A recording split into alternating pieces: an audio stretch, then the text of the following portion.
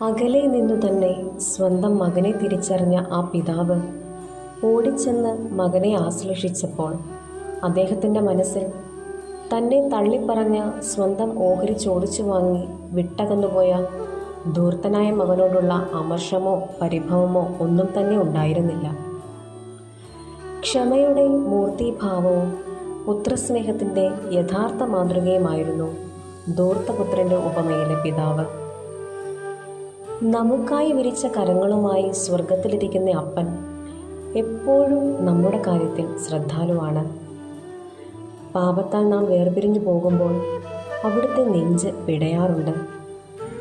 പാപ സാഹചര്യങ്ങളെ ഉപേക്ഷിച്ച് നാം തിരിച്ചു വരുന്നതും കാത്തിരിക്കുന്ന നമ്മുടെ അപ്പന് നമ്മുടെ മുറിവുകളെ വെച്ചുകെട്ടാനും ചെളിപുരണ്ട വസ്ത്രങ്ങൾ മാറ്റി പുതിയവ നൽകി നമ്മെ സ്വീകരിക്കാനുമുള്ള മനസ്സുണ്ട്. ദൈവഹിതത്തിന് ചേർന്ന് നിൽക്കുന്നവരായി നമുക്ക് മാറാം. അവിടുത്തെ കണ്ണേറ് ദൂരത്തിൽ നിന്ന് അകന്നു പോകാതിരിക്കാം.